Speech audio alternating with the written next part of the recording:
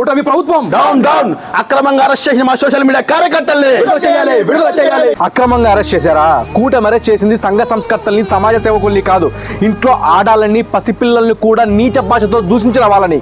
కడుపుకి అన్నం తినేవాడు అయితే ఇలాంటి భాషలు ఆడవాళ్ళ మీద వాడరండి మన సమాజం. సోషల్ మీడియాలో నన్ను అంటే తన సొంత చెల్లిని, తల్లిని, సొంత చిన్నాన్న బిడ్డను, వీళ్ళందరినీ మా అందరినీ ఎట్లా పడితే అట్లా మాట్లాడమని ఒక రకంగా ప్రోత్సహించింది జగన్మోహన్ రెడ్డి గారి సొంత చెల్లె సోషల్ మీడియాలో మా అందరినీ బూతులు తిట్టించాడు అని చెప్తుంది.